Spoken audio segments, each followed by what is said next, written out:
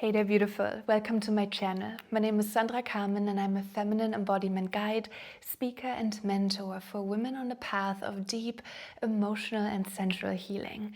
I offer one-on-one sessions to support your unique needs around intimacy, conscious dating, and a holistic pregnancy preparation.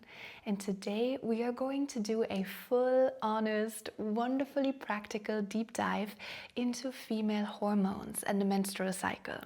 If you're between about 18 and 45 and you want to understand how your body actually works, how hormones rise and fall, how that affects your mood, energy, productivity, and fertility, and most importantly, what you can do to bring balance back, this video is for you. I'll speak plainly and easy to understand because hormones are not mystical or complicated science. They are messengers. They are powerful chemical signals that tell your body what to do. And when we're in rhythm, we feel steady, creative, sexual, and alive. But when we're out of rhythm, we feel anxious, drained, bloated, disconnected, and so much more. And so it matters.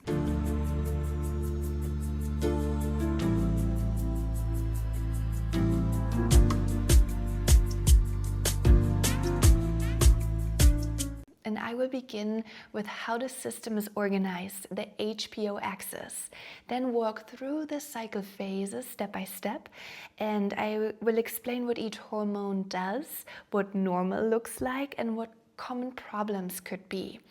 Then I will touch on tracking methods and practical ways to tune your lifestyle so your hormones work with you instead of against you. I've backed the main teaching points of today's video with trusted clinical and scientific sources, and I promise I will link them all below in the description for you. And if you want to dive even deeper, I highly recommend my online course called Cycle Aligned. It's a day-by-day program that walks you through your entire cycle. But first, let's do the basics and the HPO axis. Your reproductive hormones are controlled by a conversation between three big players: the hypothalamus of your brain, the pituitary gland, and just beneath it, your ovaries. And please be forgiving when it comes to all the medical terms and the correct pronunciation. So please be forgiving if I butcher some of these words, but I will always put it on the screen. The hypothalamus sends pulses of GnRH. The pituitary translates that into FSH and LH. And those instruct the ovaries to grow follicles, making estrogen, release an egg, and then make progesterone. This chain of command is called the... not even gonna attempt to pronounce this. It is exquisitely sensitive to your energy, your stress, your sleep, and your body fat, and also your metabolism. So the lifestyle really matters. And please take a look at the clinical reviews on the HPO axis in the description if you're interested in it. Okay, now let's break the cycle into the way the body experiences it. 3 ovarian phases: the follicular, the ovulation, and the luteal. And then the uterus or endometrium phases that go with them. Most people know the 28-day cycle idea, but real life is more variable than that. Large real-world data sets show that ovulation does not reliably happen on day 14 for most women out there. The follicular phase length varies widely, and the day of ovulation can shift from cycle to cycle. That means one-size-fits-all rules are often misleading. And I will put another study in the description below. It's a great read if you want to research a bit more. And what happens hormonally, in plain terms, is that in the menstrual phase, your uterus sheds the lining. Estrogen and progesterone are low. This is often when you rest and do restorative things. In your follicular phase, the FSH nudges follicles to grow. The dominant follicle produces estrogen, specifically estradiol. Estrogen rises then slowly, and you start to feel more energized, more clear. And for many people, libido increases as ovulation nears. Then ovulation, a sharp LH surge triggered by high estradiol levels, causes the mature follicle to release an egg. That's the fertile window, usually starting a few days before ovulation and up to about 24 hours after the egg is released. Because sperm can survive a few days inside, that whole pre-ovulation window is relevant for conception. And then the luteal phase. The ovary's corpus luteum produces progesterone and some estrogen. The progesterone creates a sense of calm and helps prepare the uterus. If pregnancy doesn't occur, the corpus luteum regresses, progesterone falls, and bleeding begins again. Ovulation timing is variable. Don't assume it's always on day 14. Cycle length variability usually comes from differences in follicular phase length, and if you are charting your cycle or trying to get pregnant, understand the window is very individualized. The basal body temperature, or BBT, can confirm ovulation after the fact, but is not necessarily reliable for predicting ovulation ahead of time. Studies show that the BBT is only modestly accurate when it is used alone. Better fertility awareness actually combines mucus observation, LH urine tests, and sometimes digital variables or ultrasound and monitoring if medically necessary. Personally, I've been using a health tracker ring for the past 2.5 years, and I've had a great experience with tracking my BBT, my basal body temperature, and then predicting fertile days. Irregular cycles are common, and they can be caused by so many different things like PCOS, the syndrome by thyroid dysfunction or low energy availability, like excessive exercise or under eating, or medical effects of medication, and many other reasons. And it is very important to check with a clinician about bigger changes and symptoms that are connected to other health issues. And I am not a healthcare professional, just want to say that. And I want to unpack the major hormones one by one with you now, so you feel never confused about what does progesterone do, or why am I getting estrogen spikes? So estradiol E2, produced by developing follicles, thickens the uterine lining, increases cervical mucus, supports bone and brain health, and then influences the libido and energy. It also feeds back to the brain, which can either encourage or suppress the next hormone pulse, depending on timing. Progesterone is produced by the corpus luteum after ovulation. It calms the nervous system, raises body temperature slightly, supports the uterine lining for potential pregnancy, and can influence mood and sleep. Low luteal progesterone, or a luteal phase that's too short, can cause fertility challenges or PMS-like symptoms. LH and FSH, the pituitary hormones that drive ovulation and follicle growth, is like the LH surge triggers ovulation, and the GnRH, the hormone that times everything, its frequency is critical and is affected by stress, energy availability, and also body composition. Androgens like testosterone and DHEA are hormones that support your libido and energy levels. Insulin is not a sex hormone, but a metabolic hormone that interacts strongly with ovarian functions. High insulin can worsen ovarian androgen production, a common threat in PCOS actually. So lifestyle and medical management can target this pathway when needed. So what commonly throws these hormones off, and how to spot the signs? Energy imbalance, like low body fat or overtraining can shut down GnRH pulse frequency, leading to absent periods or other issues. A thyroid dysfunction is either a hypo or hyperthyroid stage change, and the menstrual regularity and fertility is really connected to irregular cycles. Medications and contraceptives. Combined hormonal contraceptives suppress the natural cycle and ovulation. When you stop them, your cycle may take time to return to its natural pattern.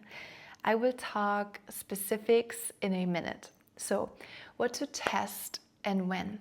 If your cycle is irregular, painful, very heavy, or absent, start with a primary care clinician or gynecologist. Useful baseline tests commonly include the TSH, FSH, and estradiol on day 3 if the cycle is irregular. And don't self-diagnose. It is so important to actually get tested by an expert. Then you want to track your cycle. The cervical mucus is very important, one of the oldest and one of the most reliable signs of fertility. If you're fertile, it is clear, stretchy, and like egg white. It's the fertile window. You can really tell. LH urine kits are also helpful, like measuring if the LH level is surging, then ovulation is nearing, and you might be around your most fertile days. The basal body temperature, BBT, confirms ovulation after it happened, when the temperature rises and the progesterone goes up too. It's really helpful to combine all of these to learn about your most fertile days. Use all of them combined. You can use apps or variables. It's kind of good for charting and recognizing a pattern, but the app is only as good as the data that you feed it. So please make sure you are diligent and accurate with it. Consider clinical monitoring with ultrasound, follicle tracking, and serum hormone checks. Evidence-based lifestyle strategies that help balance the hormones have real data behind them. So, nutrition is next. Focus on whole foods, balanced macronutrients, enough calories to support your daily activity, because very low calorie diets can lead to chronic restriction and stop ovulation. A nutrition plan tailored to your cycle can also reduce PMS symptoms.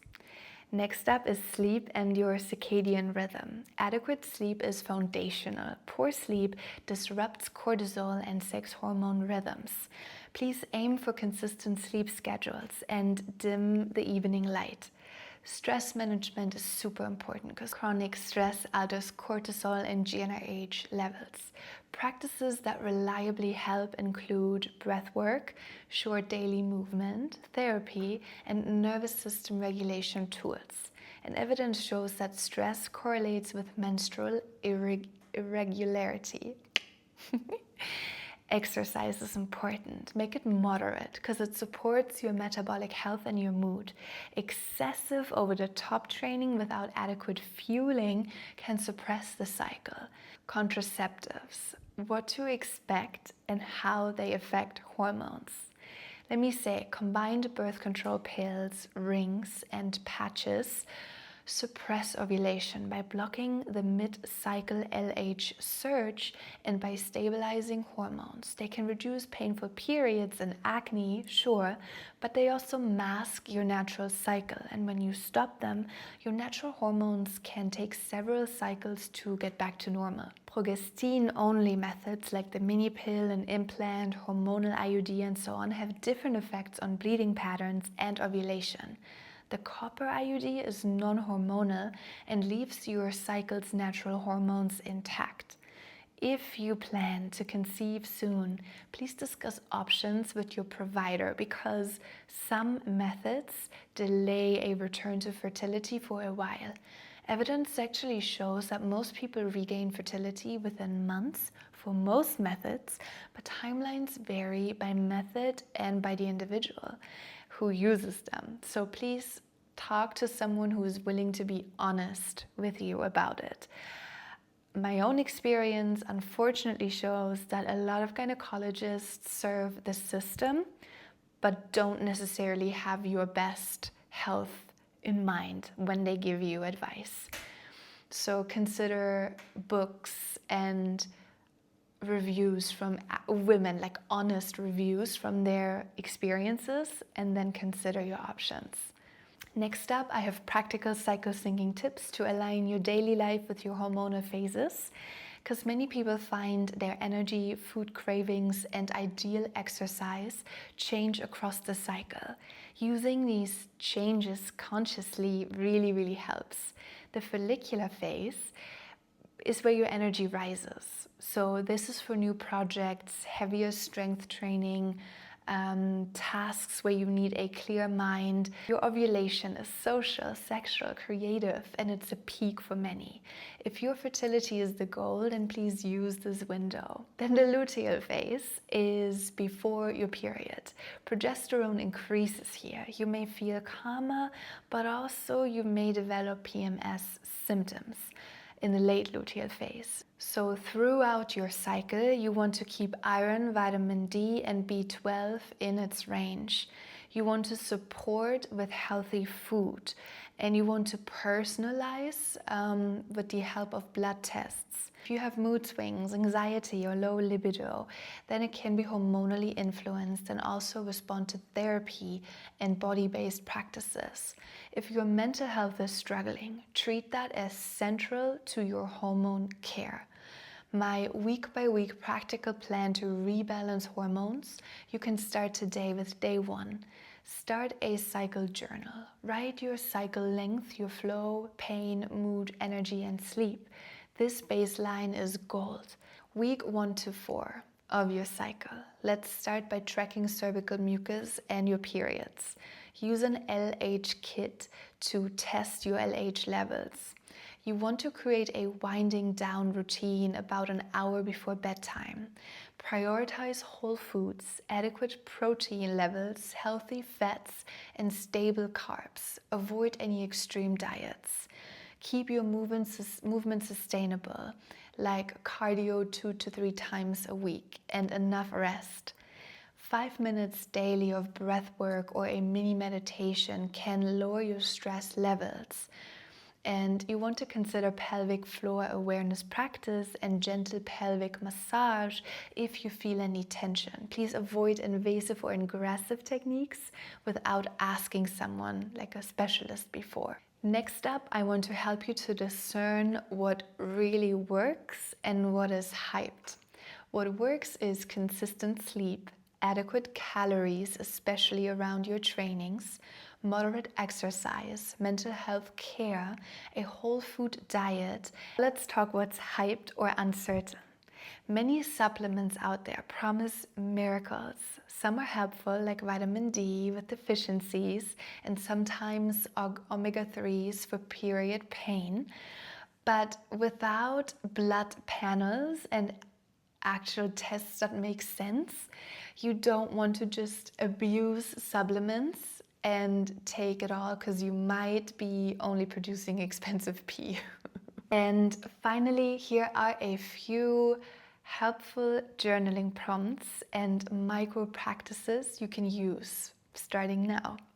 Journal, what did my body feel like during my last period? And where did I have pain or tension? Where did I have energy? Ask yourself what one food or behavior makes you feel better or worse. You can do small experiments, like adding an extra serving of this specific food or leaving it out. For breath work, about 4 to 6 minutes of diaphragmatic breathing each morning to calm your HPA axis activation. Your menstrual cycle is not an inconvenience, it is data. If you learn to read it, it will teach you how to eat, move, rest, and create alignment with the wisdom of your body. You're not being judged by your hormones or punished. It's an invitation for you to listen.